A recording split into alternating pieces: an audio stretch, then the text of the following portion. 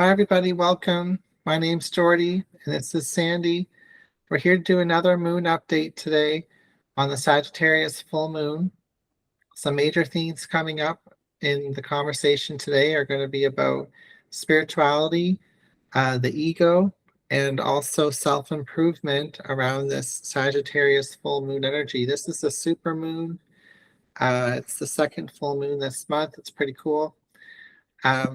You can always go deeper with us by connecting to Sandy and I through the Moon Mapping Academy, which we'll talk more about towards the end of this video. But it's free to join, and if you're interested in what we have to say today, we recommend following us over to the school platform after this video is done to check out some of the moon offerings over there. So Sandy is a fantastic astrologer, and she's going to be talking about the astrology of this full moon today. And it's going to be a conversation between the two of us, and we're going to pull some tarot cards and kind of channel some themes based off of some things we've prepared ahead of time. Major themes for this full moon in Sagittarius. All right, thank you. So I'm going to pull up the chart of this full moon.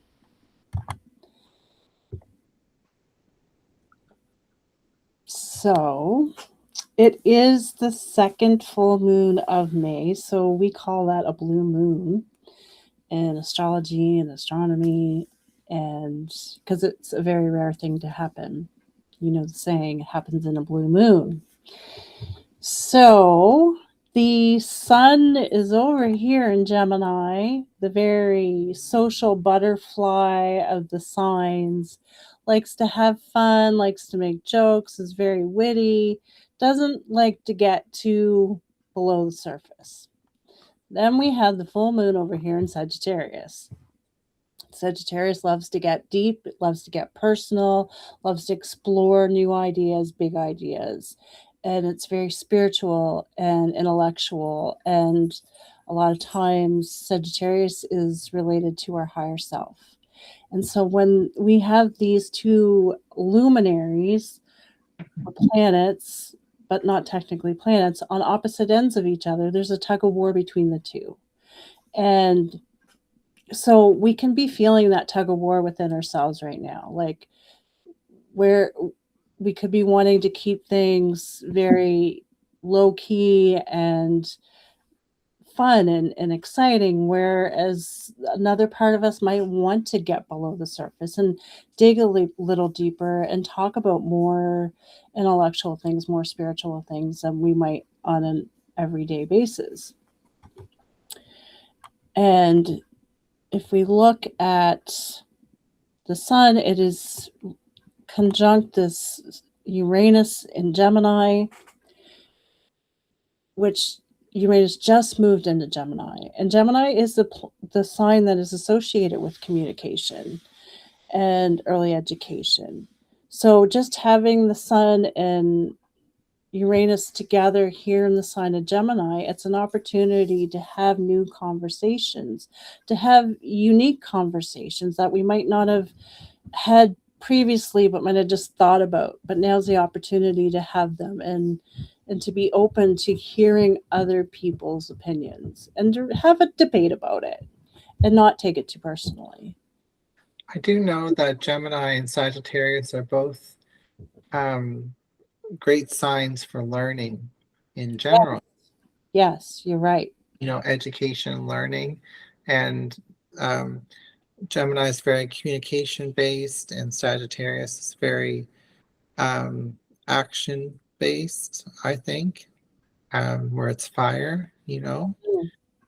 You and I were talking before this video started about how it, you know, with the heightened energy of Sagittarius and the spirituality of it, the beliefs that Sagittarius has, and then with the communication side of Gemini happening right now, that we could kind of project in conversations or not necessarily hear what people are saying. Right. And That's very interesting. So when we look at Gemini, and a lot of times it's associated with early education, our community, and when we look at Sagittarius, it's associated with higher education and world, like culture, bigger, like a bigger picture. Yeah. And I think what this full moon is trying to get us to do is determine between our ego and our higher self. I think the ego is the Gemini.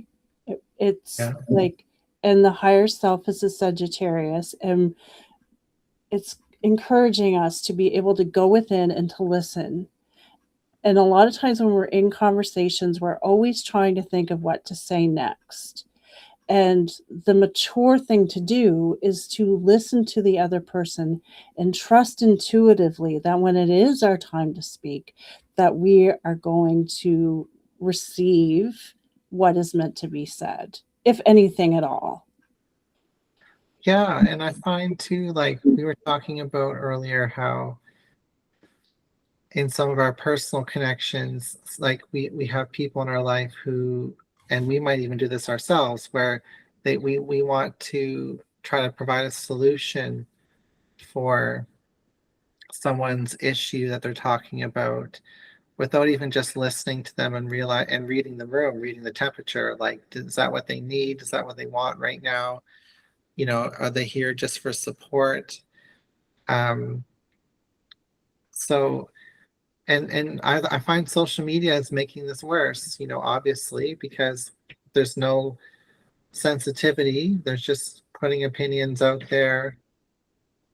There's not much listening going on. There's a lot of reactivity. Mm-hmm. And yeah, it's interesting that this could be riled up right now with these planetary aspects. And I think personally where it's affecting me in my life the most, just to kind of give an example, is that um, in different areas of my life, it's appropriate to project like an idea or a solution in a conversation, and in other situations, it's not. And I've been hyper aware of that lately. Mm-hmm. You know,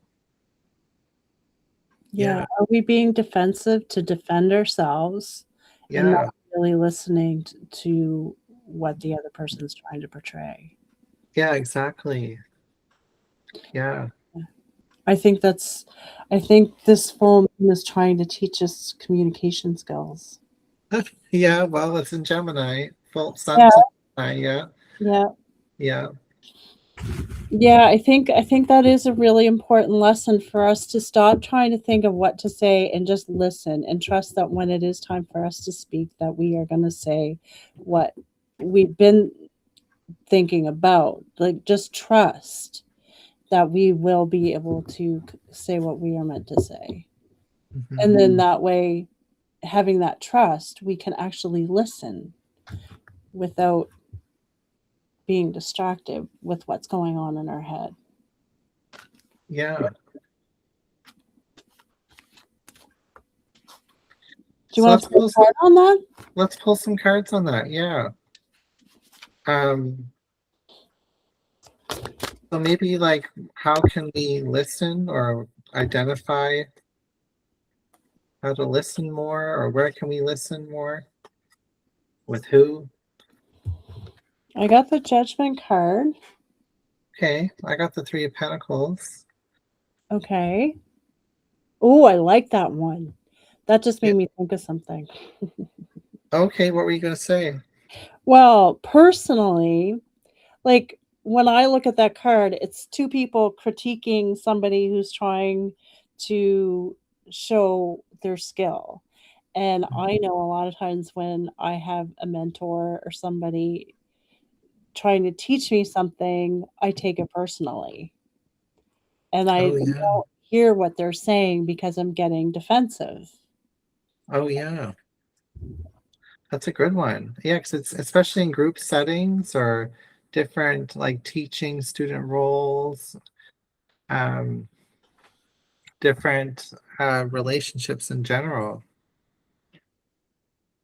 And the message of the Three of Pentacles is always to like work together, find a common goal, a common interest, and work together on that, even in the conversation. Because if you're just listening and you're not contributing to the conversation, it's one-sided as well. Do you know? Yeah. Um, so you could just be listening and trying to say what you think is going to be the right thing to say to that individual to make them feel comfortable or make them feel seen or heard. But then you kind of slip into like losing yourself a little bit, you know?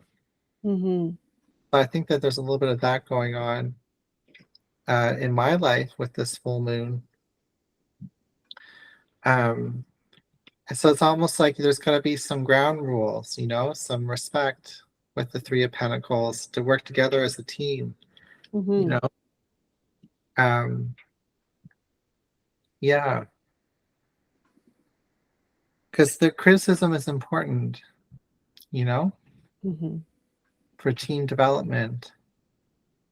And if there's always defensiveness there, then it's not going to work, like you Mm-hmm. were saying, right? Yeah. Yeah. You see, you got the Judgment card, eh? I did get the Judgment card.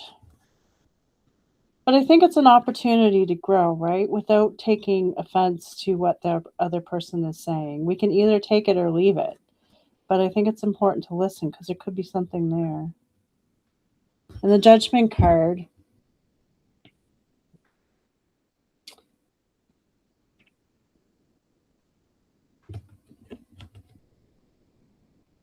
are we judging other people or are we judging ourselves? Yeah, I know that's always a good question with that card.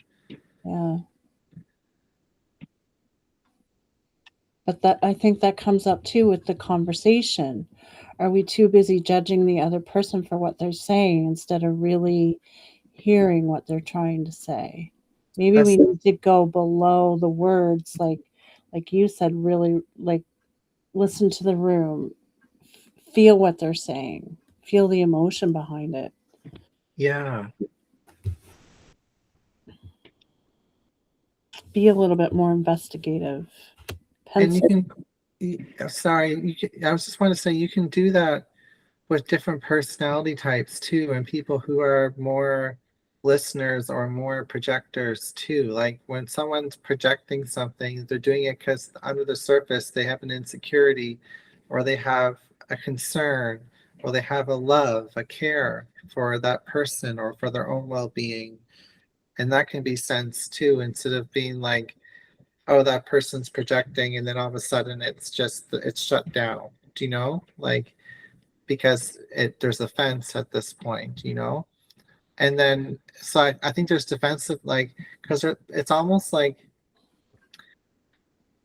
uh I'm getting an imagery of there being like a projecting energy in conversations and then like a receiving energy, and that's kind of like maybe at war, or like frustrating during this time in the Sagittarius full moon, you know? Mm-hmm. Because they're both kind of like airs, they're both kind of masculine at like projecting kind of energies. Like, so they feed each other. It's like air and fire, you know? They feed each other. Mm-hmm. Um, there's no water or earth to kind of like contain. Yeah, it's very out there, external, Yeah. Yeah, external. Yeah. quick to react. Right? Yeah. Interesting. Well, you said you brought some angel cards with you too, eh? I did. I have some animal cards here. Maybe we'll get a message from those about this too. Okay. I find too with Gemini energy, when we have the sun in Gemini or the moon's in Gemini, our minds can get away with us. Like our Mhm. thoughts are all over the place. And then with fire, it's very impulsive and it tends to speak before it thinks. Yeah. So this this full moon can kind of give us the opportunity to see when that is happening and maybe take a minute to ground ourselves, to recenter ourselves, so that we don't say something in a haste and be able to really figure out what it is that is like circulating in our brain and focus on what is important.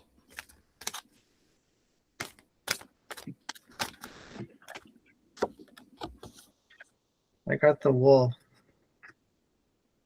Well, I got the Dark Night of the Soul. Oh, cool. We got some edgier cards. We did.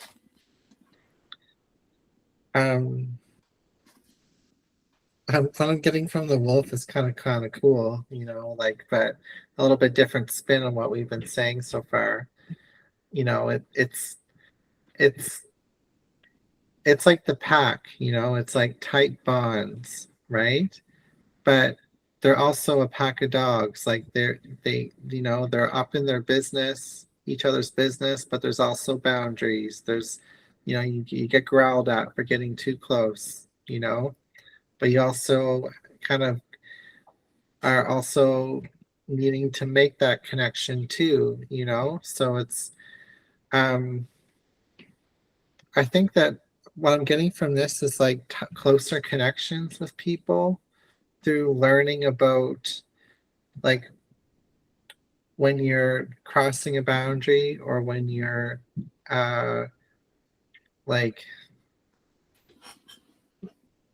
needing to outreach, needing to reach out, you know, when you're feeling defensive, but when you also, I don't know, there's something about that there with this wolf energy. And the wolf is also a teacher, it's a learning energy. It very much is Sagittarius energy. Because in the Colette Baron Reed's deck, the wolf is actually, I have the card right here actually. It Oh, says turn knowledge into wisdom, you know? yeah. Um, so this is very Sagittarius-esque card, but I guess in summary, for what I'm getting from this is that we're our closest connections could be what's struggling with this full moon in Sagittarius right now, with communication, with listening, with opinions, you know, and no, and just kind of needing to get grounded. And yeah, there's something to learn in this situation, that's for sure.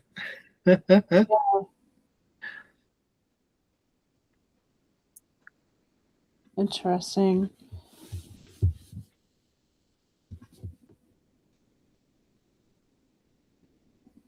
I think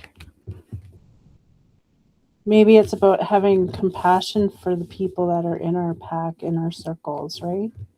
Right, yeah, Being open to seeing them as a soul, as a, you know, and not taking anything too offensively. yeah, I think so too. And also kind of like asserting boundaries too, like Yeah, growling, nipping, you know, like the wolf dog energy, right? yeah, Yeah. But compassion is always, you know what? Compassion has been what's gotten me out of my health journey, through my health journey. It helps me in almost every situation. I have to say, it's one of the big ones, yeah. you know? And you would have a lot of compassion with your Pisces energy, right? If that's one thing we can learn from Pisces is compassion. Yeah, like it was probably the most necessary thing and to get through some challenging situations, you know? Mm. And yeah, it definitely works in this situation too. Compassion for others and compassion for ourselves, right? Like what you said with the boundaries. Like we have to respect our limitations as well and what we need and not Yeah, forsake that for other people all the time. yeah, yeah, exactly. Um, I find too, like when this energy is amped up, when when it's easier to not listen in a conversation, when our beliefs are more on the front of our face and we're looking for solutions and, and all that.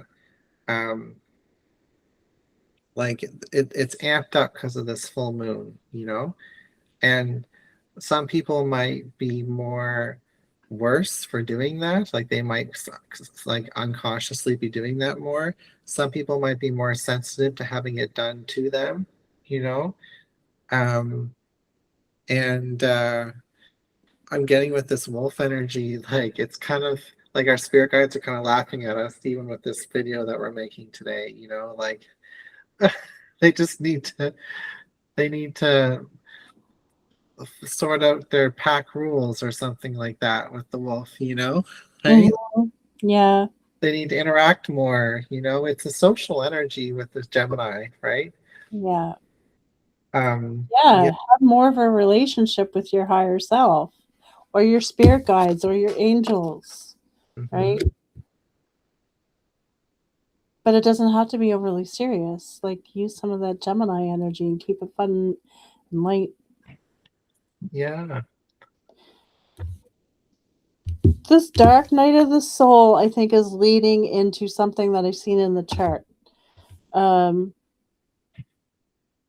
new moon or the full moon, sorry, is making a trine. I'm going to bring the chart up again. Okay. So trines are the blue lines, the long blue lines, and it's harmonious energy. And I love that it's making a trine to the Saturn in Aries and this Neptune in Aries. Sagittarius has to do with spirituality. It has to do with spiritual practices, things that we do to help level up, to make us feel connected to the universe in some way, right? And then with the Saturn and Neptune, and also we have the Vesta here and Pallas. Vesta is where we are most dedicated. Pallas represents where we need to trust our intuition, and it's pointing directly at Sagittarius. We're talking about trusting our higher self, right? So it's all connected, but it's connected in a positive way with these blue lines. So Aries is all about first, new beginnings, being authentic to ourselves, having it's about like taking care of our own needs and being unique. So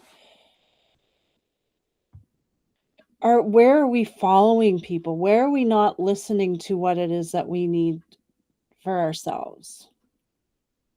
Like, are there things in our daily routines and our spiritual practices that we want to kind of branch off and put our own personal twist on it? But we feel like we've been told by mentors throughout our life or throughout our studies and always did what they told us to do. But I think I know now is the time when we need to kind of take off our training wheels. Yeah. And do things our own way and have the confidence, because Aries is all about confidence, have the confidence in ourselves that we can do it on our own and do it a way that feels authentic to ourselves.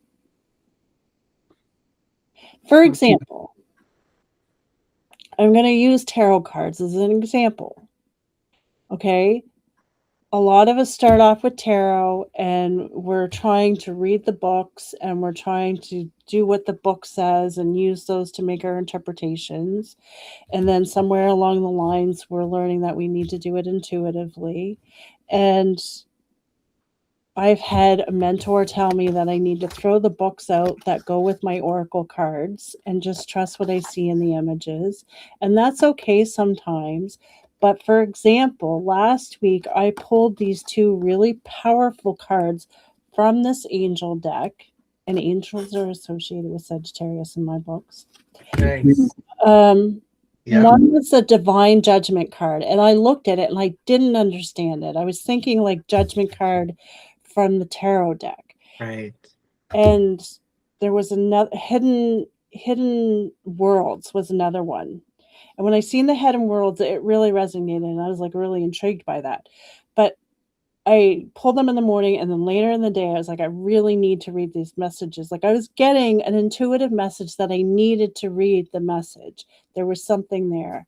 And so I read the message, and the first sentence of that said that, let me just look it up because I can't remember. But Okay. it was powerful. He who sees God. And it was just like, boom, because for the last couple weeks, I've been really studying my Raja yoga lessons and really learning about God and learning about how to live a more centered spiritual lifestyle. And it was just like, it was validating to me that I was on the right path. And just by looking at that card, I never would have got that message. It would have made me think that I was like judging somebody else or judging Right. myself, right? But it was much deeper than that. So if you feel like you're getting a message, or there's something nuggling at your brain to do it, then do it. Don't let what somebody else has taught you to get in the way of that. Right? Like our mentors are there to help us, to guide us, to help us find practices that do work for us. But it's okay to take put our own twist on it, our own style on it. Oh yeah, for sure. And, And like we evolve and contribute to what the mentors have taught us in by doing it in our own way as well, you know? mhm. It's like it grows past beyond them. Yeah. Wow. And that's a good example with the tarot and the oracle. Like, um, a lot of people do say throw away the book, don't use the book anymore. I started using tarot cards with keywords on them again, with the answers on the cards Yeah. lately. Because I thought, it's been 6 or 7 years. I'm starting to forget some of these keywords.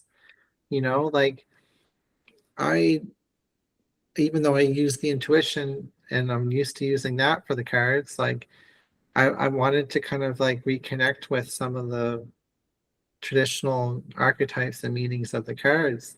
And it's been changing my readings, and it's good. Mhm. It's a good balance.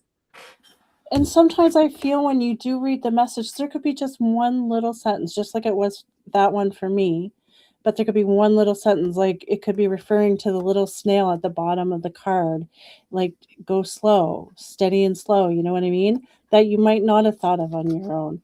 And it's about trusting your intuition. If you're getting the nudge to read the book, read the book. If you're feeling, I don't want to read it, then you're probably not supposed to read it. Yeah. But same thing with other practices that we do, like our meditations. We could, in the beginning, we want as much information as we can, but at some point, we're supposed to learn to do what feels right for us, right? And it could be not listening to guided meditations, or, you know, just a number of things. Like I'd love to hear your guys' comments in the bottom, like in the comments on this video, of any practices that you have kind of changed and made your own, and share them with us, because it might be inspiring to use it. It might. Yeah, I'd love to hear that too. Yeah. Um, Alrighty. Well, um, is there anything else you'd like to talk about with this moon in Sagittarius, or do you think we'll leave it here?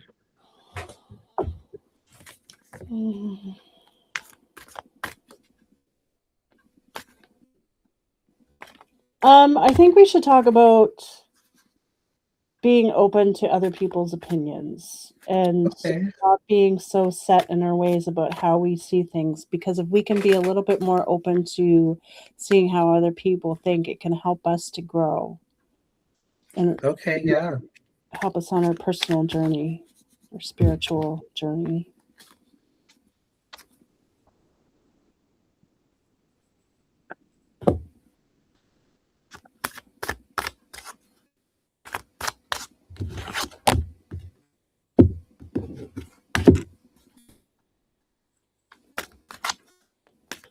Okay, I've got the moth. Oh, Feel called to use the animal cards again. I see that. Mm. Mm. I have the Five of Swords. That's what that card's all about. Mm-hmm. Yeah, that's a good card for this question or focus. I think what the moth is saying for me is cool mind, gentle mind, be receptive to new ideas. Um, and you can listen, but you don't have to consume them. You don't have to make them part of you. The moth doesn't have a mouth. Some of them don't. This one doesn't, I think.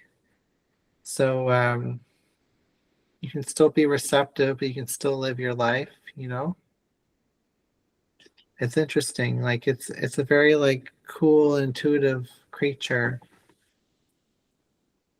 And the moth is kind of doomed to go to the flame, you know? And if it listened to another creature, maybe it wouldn't, you know? Yeah.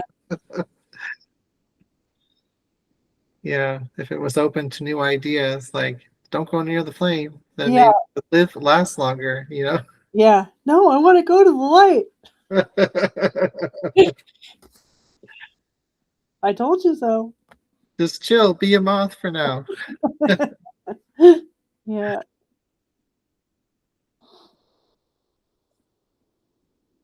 What card did you get? I forget. I got the Five of Swords, and I see this as talking behind people's backs. Oh yeah, but you know what I see it as in tarot What? is opinions. Mm-hmm. Like why else would we talk behind people's back? Yeah. Yeah.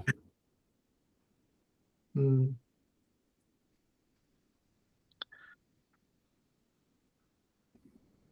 Yeah. You know,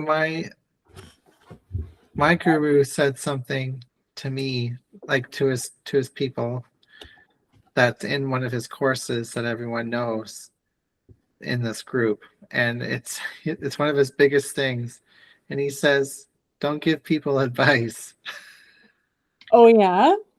Yeah, which is so funny because like I literally have a job to give people advice, you know. But and people advice is great, but like it does kind of if you try to give people advice like all the time or something, you know, it really can keep you out of drama, out of a lot of things, you know. But being a good advisor comes from listening and coming up with questions to provoke the person to come up with the solutions on their own, right? Yeah, Because you can give as much advice as you want to somebody and they're not going to listen to it. But if they can come up with that idea on their own, then it'll stick. yeah. And really, the only person that has the solution to the problem is the person that has the problem. Oh yeah, beautiful.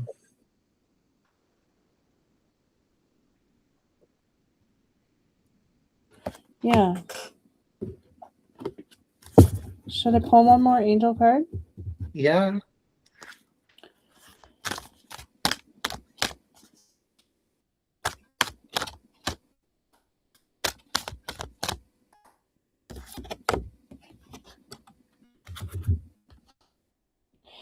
I also wanted to say, too, about the Dark Night of the Soul card is that this is an opportunity for some deep spiritual transformation with the Sagittarius full moon, because Sagittarius is all about personal growth and spiritual development, and there's like an opportunity to have big aha moments or awakenings based on your your inter perspective about yourself and what's kind of happening around you. So the dark night of the soul can sound really, really scary, but it doesn't have to be like, right down on your knees and at the lowest of the low. Yeah. It could be just taking the time to go within and having an introspective about where you can make change. That makes sense. Yeah, it's kind of like you can just have a little taste of it. You can have, subtle shifts, an aha moment, you Mhm. know. Doesn't have to be life reckoning. No. I'm feeling compelled to look at the book. Oh yeah. Do it. I won't read the whole thing, but let me just take a quick look here.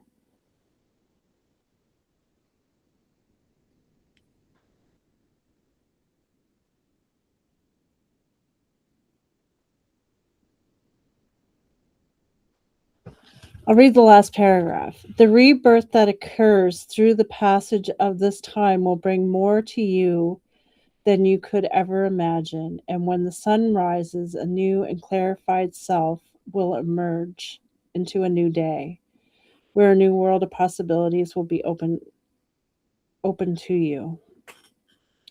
If you have drawn this card at the time, it might signify that you are currently experiencing a dark night of the soul. You may feel lost, sacred, confused, stuck, angry, or overwhelmed. You may feel helpless and hopeless, as though nothing can or will change, no matter what you do. You may feel alone, isolated, like no one in the world understands you, and you may feel scared, angry, and confused that what you believe to be you're confused that what you believe to be your fixed reality has been shattered. It is important to understand that this is a necessary shift in consciousness. You must leave the past behind and surrender to being in this strange unknown space until all that must be faced is faced, and all that must be cleared is cleared, and all that must be integrated is integrated.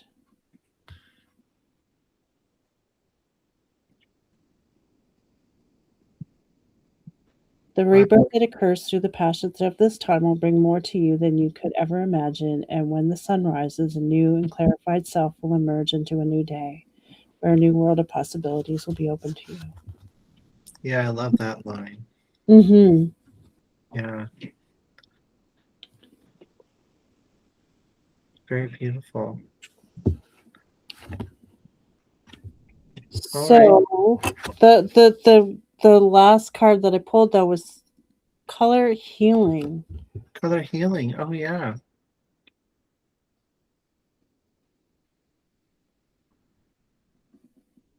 I feel like the color red, be grounded. Mm-hmm. Maybe it's saying to do something artistic to express yourself, express how you're feeling. Mm. A way to release it instead of just using journaling as an option. Oh yeah, that's a good one. Hmm. I was into painting a few weeks ago and then I kind of got off track again. Yeah, Yeah, I'll have to get back into it. I think that's a good idea.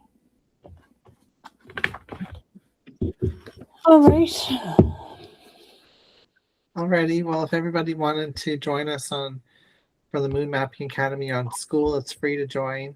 And we'll have a moon circle this weekend on Sunday.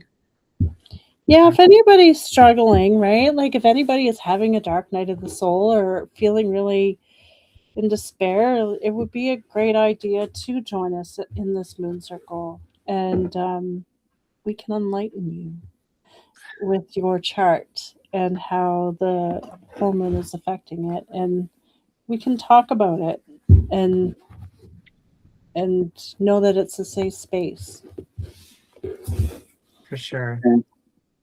Alrighty. Well, thanks for being here, Sandy, and everybody for watching this video. And we'll leave it here. Great. Thank you, Jordy.